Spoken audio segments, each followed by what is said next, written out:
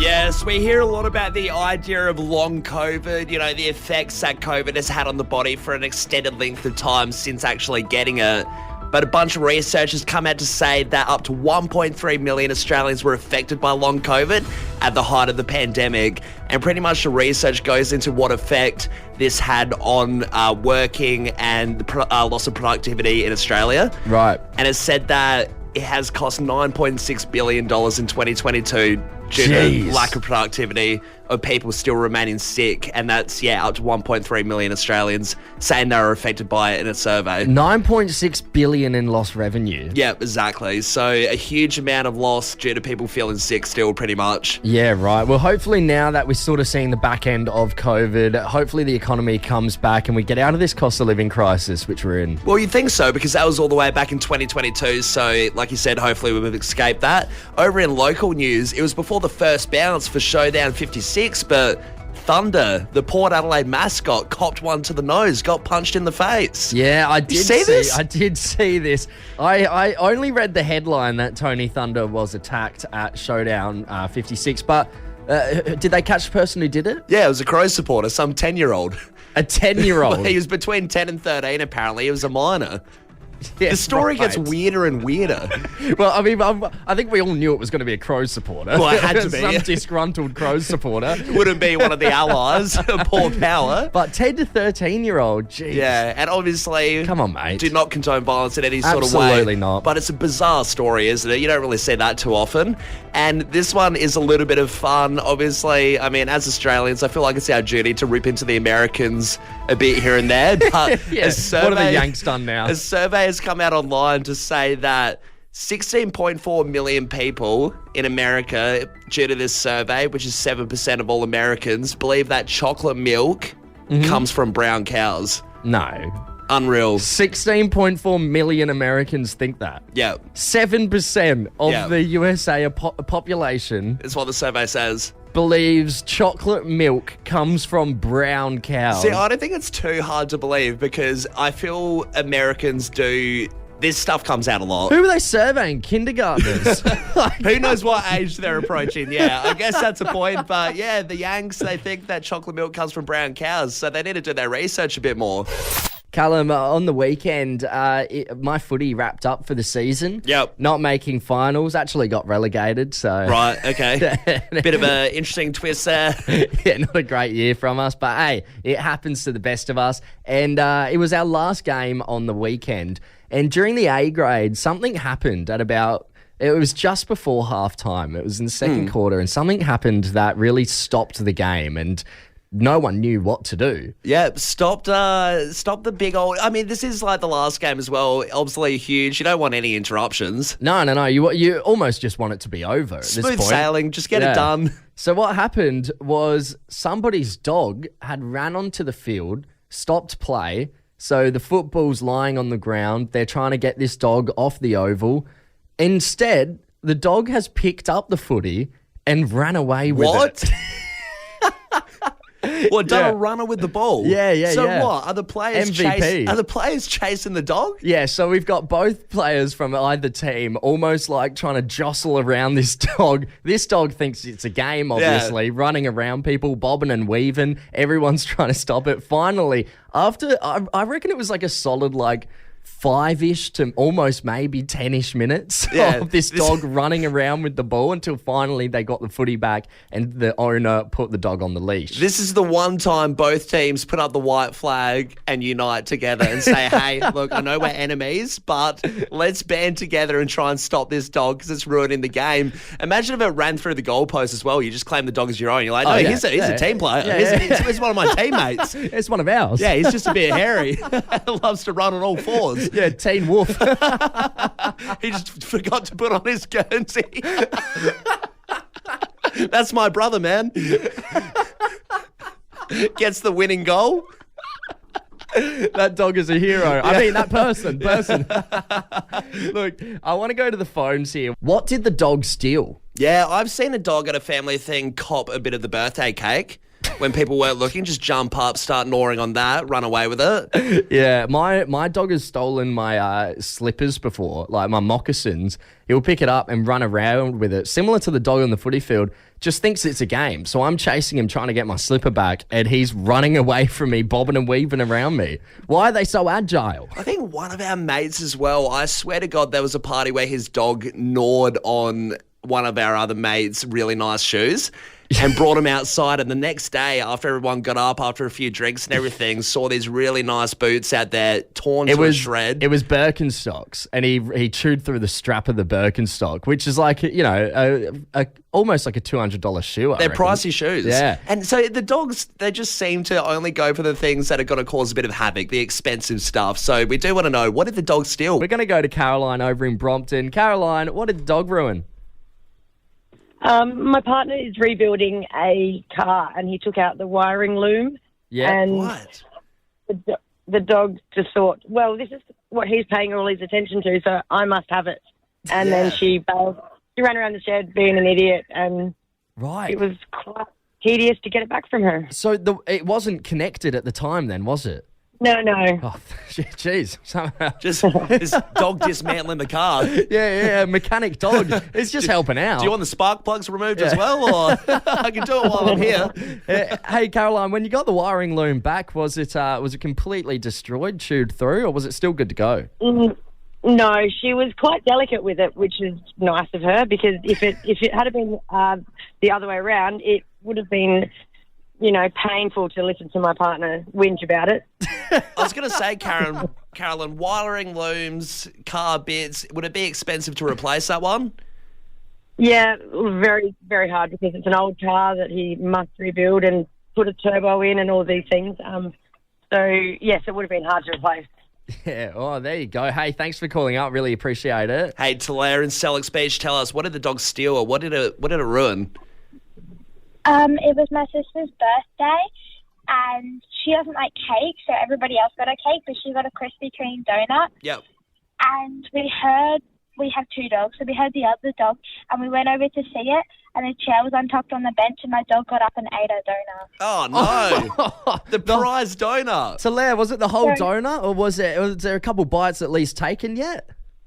No, it was a whole donut, but everyone else got cake, but the birthday girl didn't like cake, so she's the only person that didn't get anything. Birthday girl gets nothing. Was there a replacement donut, an emergency donut on hand that she could have? Nope. It's a bit of a rough birthday. Hey, what kind of reception did the dog get after that? Was it did it have to sleep outside that night? Yeah, it slept outside. Literally in the doghouse. That's where the phrase comes from. Hey, let's wrap things up here. Samantha and Elizabeth Downs, what did the dog steal? What did the dog ruin? He's ruined a few things. So it was not long after my birthday, and my husband had bought me a new $18 Samsung tablet. Yep.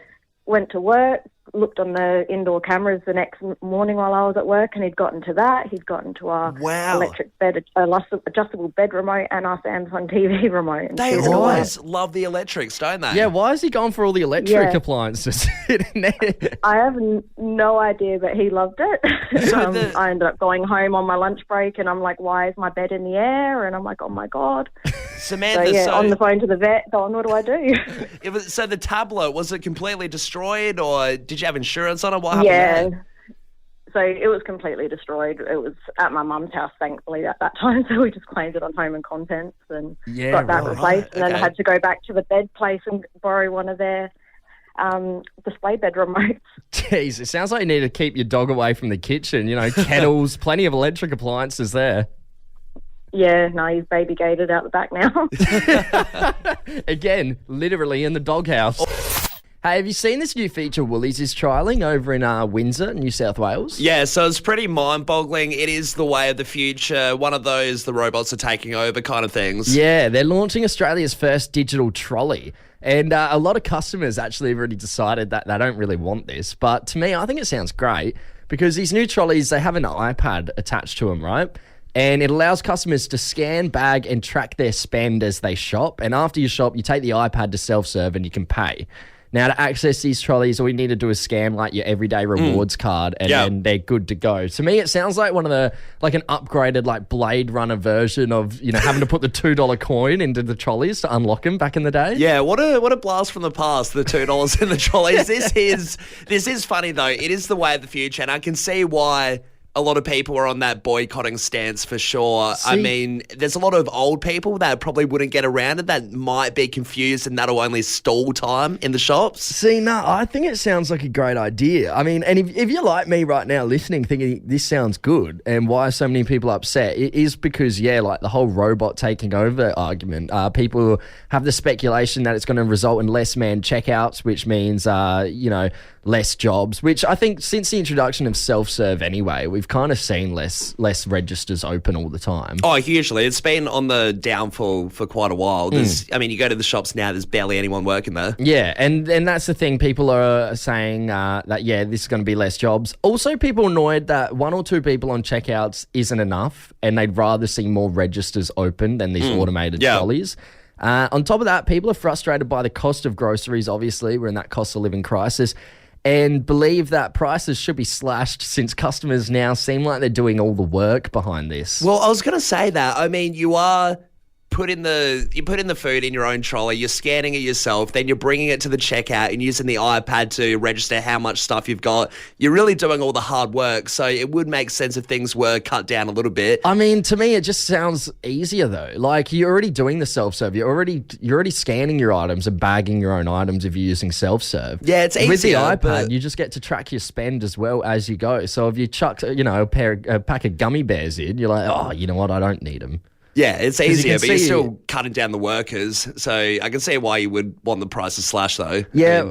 Well, no, I don't know. I think it sounds like a great idea. I'd love to see it implemented across the country. I mean, let us know what you think, Adelaide. 0428 927 927. Are you for the digital trolleys? I mean, this is funny. So this is at one shop at Woolies at the moment. But yeah, we could see this happening in Adelaide and coming down here. So it's definitely in the future for sure. Yeah, like we said, it's just in Windsor at the moment, New South Wales, but they are looking to expand it across all of New South Wales first and then go Australia-wide. Yeah, I wonder if you can play games on the iPads. That'd be all right. Have a boring shop, play some Angry Birds while you're going around the dairy section. Good way to get the kids to come shopping. Yeah, exactly right.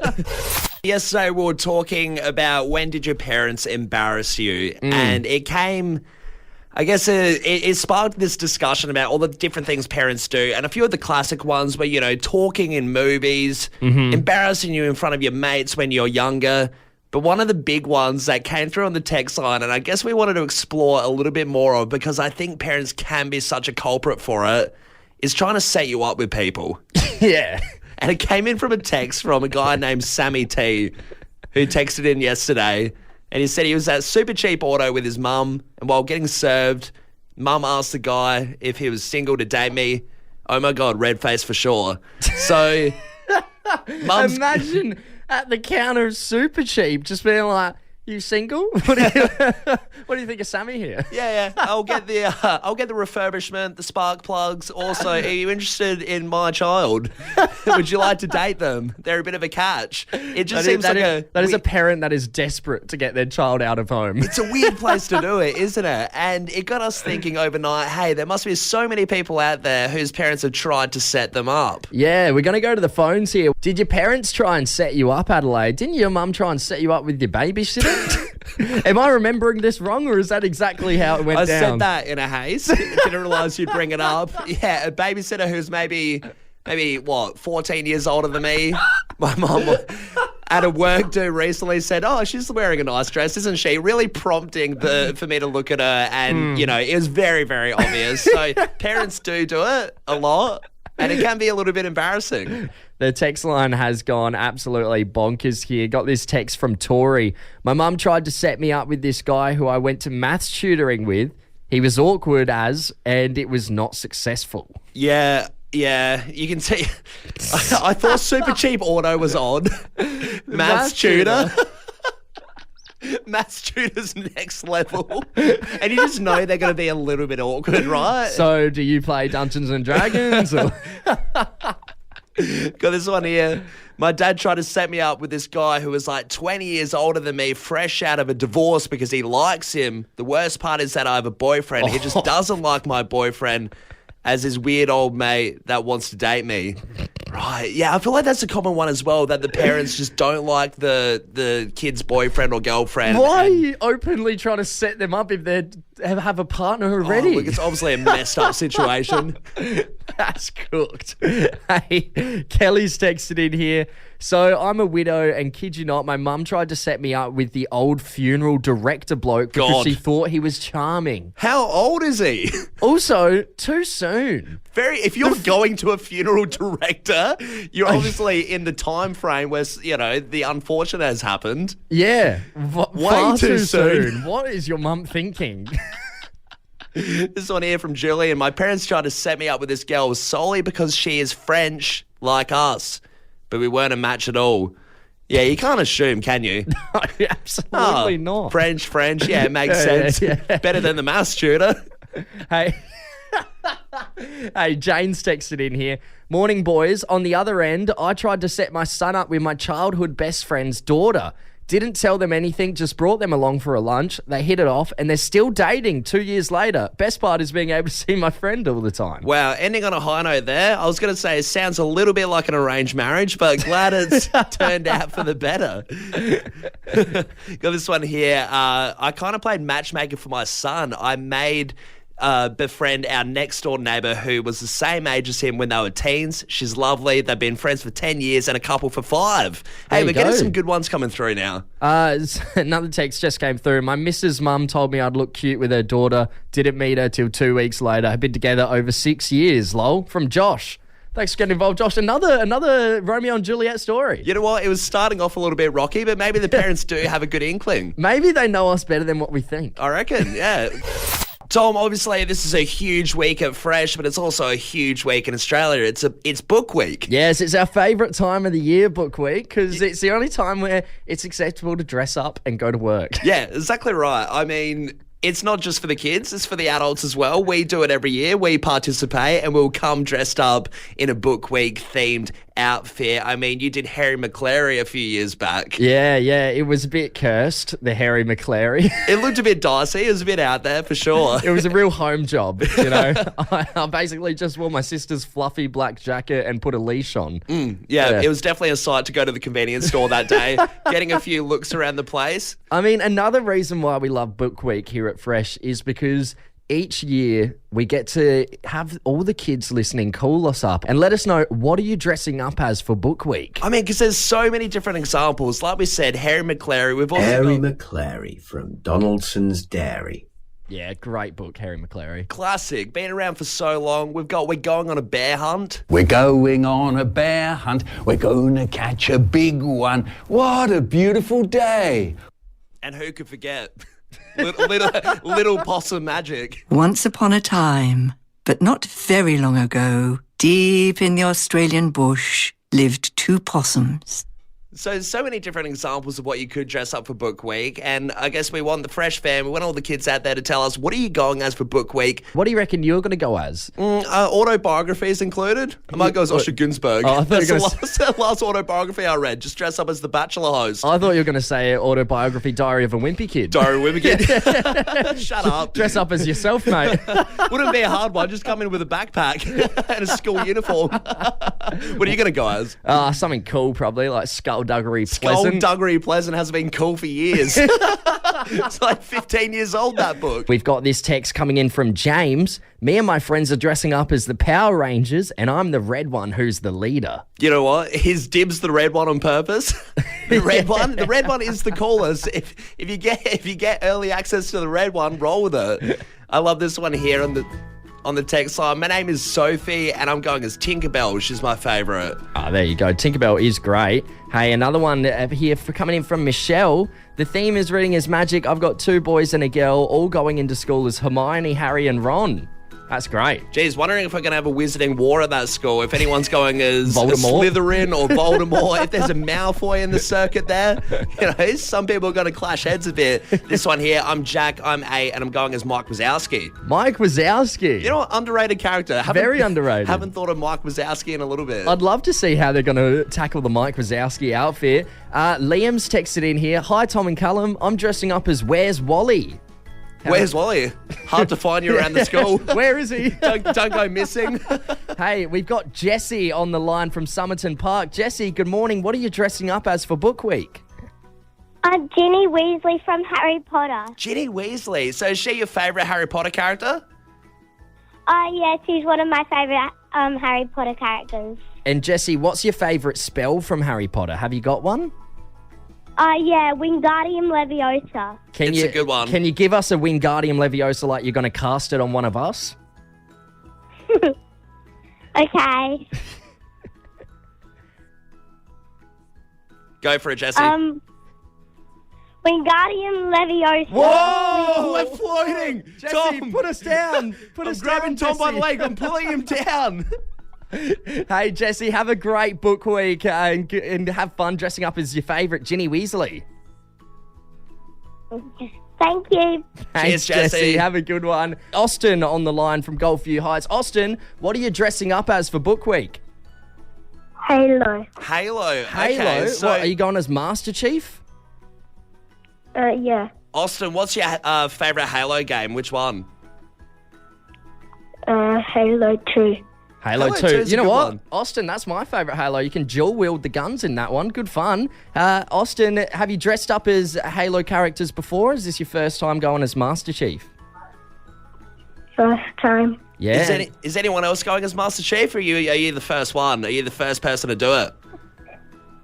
First one. Oh, that's pretty cool. Yeah, that's very cool. Hey, Austin, enjoy your Book Week and enjoy dressing up as Master Chief. Mm-hmm. Hey, good on you. Thanks to everyone getting involved. So millennials have come out to say all the things they have a gripe with in a new trend that comes off the phrase, you're as old as the hills. And these are the hills that we're choosing to not die on, pretty much. These are all the things that young people are complaining about in a big survey online.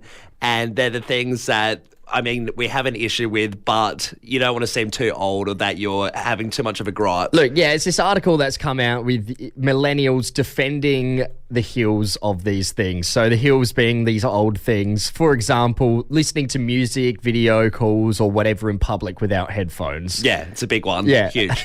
Can't stand it. That's something that I feel like has come about on this show quite a bit. There's a couple of people at work that do that. Yeah. And I just don't know. I don't know how you could go through life without having any sort of anxiety by listening to whatever weird podcast or music you might be listening to. Well, one of our bosses, I remember, would go into supermarkets and play... Listens to our show. Listens to our show out loud.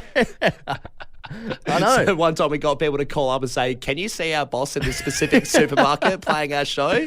But what are some of these other hills? So we got, I want to have a physical menu when I get to the restaurant. So this is a huge one as well. I went to a restaurant on the weekend, actually, and they had the drink menu on the iPad, but had the food menu on paper.